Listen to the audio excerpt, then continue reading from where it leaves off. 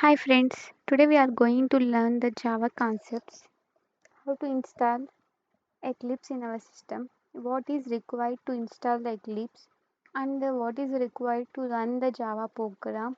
Let's see this first. So let's start our installation process. For that you need to go to one official website, that is eclipse.org. Before downloading Eclipse, we need to download one more thing, that is JRE. JRE means Java Runtime Environment. Okay, you can get the JRE here. You can download your latest version, whatever you required. And JRE ante, what is the JRE means? Java Runtime Environment. JRE ante ఒక disc. ఆ డిస్క్లో మనము ఎన్నైనా store చేసుకోవచ్చు, ఎన్నైనా files ఉంటాయి, ఎన్నైనా store చేసుకోవచ్చు. So we that disk having one important thing is JVM. One machine అనేది ఆ డిస్క్లో అనేది ఉంటుంది. ఆ డిస్క్లో ఉన్న JVM మిషన్ ఏం చేస్తుందంటే, అది ఒక ప్రోగ్రామ్ని ఎగ్జిక్యూట్ అండ్ రన్ చేసేదానికి యూజ్ అవుతుంది. ఆ JVMని ఏమంటారంటే Java virtual machine. It is a Java virtual machine. It will be there in disk, inside the disk. It is used to execute or run the program. This JRE and JVM JDK are the very important to run the any Java program. JDK means Java Development Kit. It is used to write the program, and that program we are giving to JRE. That JRE will be stored that program to disk. That disk having the JVM. That JVM will run the total program. This is the concept of how to install and how to run the Java program. This is the basic and very important concept that we need to know before running any Java program. After installation of JRE, after installation of JRE, you just download the Eclipse. You can download the Eclipse from here. I already installed Eclipse and JRE in my system. I will show you after installation how it will be. So this is my Eclipse. Here I am going to run the first Java program. For that first we need to create one project. For that we need to go to Java projects. This is my Java project. So I am creating one Java project, that will be test. Okay. Next, this is my JRE. Whatever I installed the version, this is the my JRE version, and I am using JRE because I need to get the lot of jar files, default jar files I need to get to run any Java program. This is having the all jar files in the disk. Okay, along with the JVM. Okay, this is how we can create one project in Eclipse. After creating the project, I told you, right, we having the lot of jar files that we can show here. We can see here, okay. After doing that, we required one package. Package will be, I'm giving com. Okay. Package means it is a group of classes. Classes means group of methods. Sorry, group of objects. Object means real world entity. Okay, let's create one class, that is hello. My class name is hello. You can choose the main method from here also, or else you can type the main method. For that I will tell you one shortcut also, that I will show you that one. Let's finish this one. This is my class. Always class name first letter should be caps. Okay, let's create main method. Main control, and you have to press the space button. Control plus space button, just enter it. You will create the main method here. Let's print the hello world program. Okay, so for that we need a print statement. print statement in the Java should be system.out.println. It is a built-in function. So let's create that also. SYSO is a shortcut. Same control plus space. If you give me, you can get to know. Okay. Let's hello world. Okay. In Eclipse, you need to run by using the run command. Okay. Just run it. You will get the answer here. That means you will get the output. This is our JRE. ఇది మన JRE. నేను already చెప్పాను JRE అనేది ఒక ప్రోగ్రామ్ని run చేసేదానికి use అవుతుంది. అది మనకు డిస్ప్లే అవుట్పుట్ అనేది డిస్ప్లే చేసేదానికి కూడా యూజ్ అవుతున్నది. So this is our JRE. It is going to give us a output of our program. Okay, this is our package. So we can create a number of classes here. So I'm creating one more class, that is variables. Okay, I give main method also here. So this is how my class will looks like. So let's initialize one variable. Okay, let's give one value to that variable. Let's print it. Okay, let's say one print it. So we'll get the value 4. Here a will be the variable. Variables, we have some rules. If you are initializing any variable, that variable should not start with capital letters and should not be the number.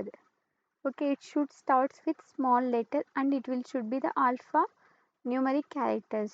Okay, this is the rules for the variables, and this will be the data type.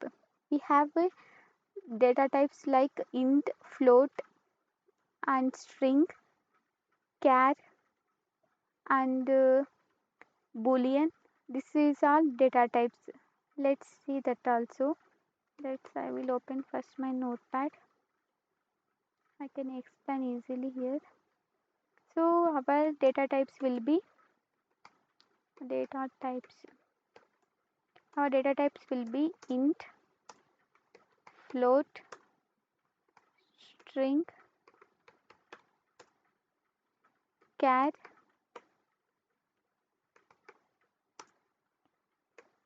boolean. Okay, int will be numbers 2, 3, 4, 1 like this, positive or even, positive or negative numbers. That will be the whole numbers. We already read about this in school times. Okay, this is the whole numbers. Float means decimal numbers. Decimal numbers mean 2.3, 1.2, 3.3 like this. This is all float numbers. String means group of characters. Okay, characters means A, B, C, D, E like this. It's all the characters. It should be starts with a single quote. Okay, this is a character. String will be starts with double quotes. We need to initialize here. This is what how string will be. Boolean means true or false. Let's see this detail in next session. So this is what the data types. Now we are doing the variables, right? So let's see the variables first. So we can change the variables value dynamically also in static value. So statics means it should be the constant. Dynamic means it should be changed. That means we can change dynamically any value of a variable. Let's see the dynamic first. A equals to 10. That means A will be, earlier A will be 4. Now I am changing that to 10. So this will be the dynamic. Okay. If you print A value, we will get 4 and 10. because we are using print function after this, right? So it will print this one also and this one also, both it will print. See here.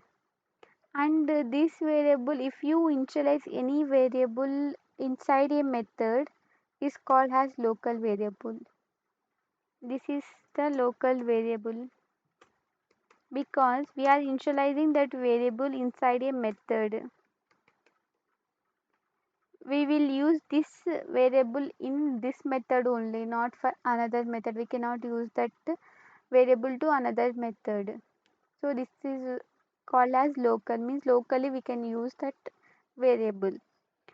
Coming to global variable means outside, if we create any variable outside a method, that is called as global variable. It should be static or dynamic, we based on the projects. Okay, let's give one global variable. Okay, this is my global variable. I can use this variable in any method, but I cannot use local variable in any method. Okay, this is what the main difference. You need to observe and write it carefully while doing any projects. Okay, like this we can use the global variable. Let's see how to call a method. Call a method.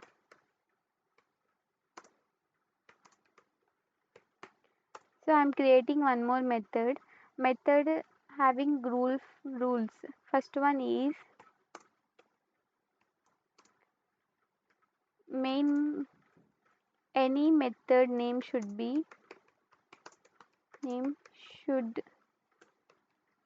start with small letter. Okay, any name, first letter start with small letter. Okay, and second point is, if a method name consisting of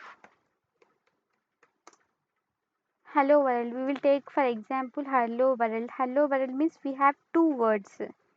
Okay, if two words we have means how we can declare in a method. Let's see that first letter should be start with small letters, and the second word of first letter should starts with caps. Should be in caps and h will be in the small. This is how we can declare the methods.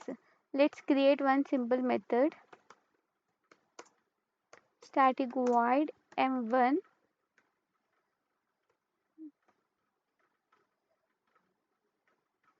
Okay, let's create one method. This is m1 is my method. I have some value 5 because b is a global variable. I can use two different methods that variable. Okay, let's print that one. Now I need to print m1 value in main method. How to call that method? Just simple, you just call with name. Method with a name. Okay, like this you can call that method. Let's run it. We'll get to the 5 also. We'll get in that main method. See here, this 5 and this 5. We got it. And this is the default method because this is not having any parameterized value. Parameterized value we are not having. So it is a default method. If you have parameterized, what is parameterized means? If we are giving any parameters to a method, that is called as parameterized. So it is showing error because you just change the m1 to string, or else you just make the default. That means default you can make, or else you can pass the string. So let's pass one string because I'm given a string, right? So let's pass that string in method. If you give an int, you need to pass here int value. Then we can call that method. Like this, we can call any methods. Okay, we will get to the double file, right? So this is how we can going to initialize the variables, and this is how we are going to call a methods. Thank you for watching. Please subscribe my channel for further videos. It will be more interesting to learn. Thank you. Bye.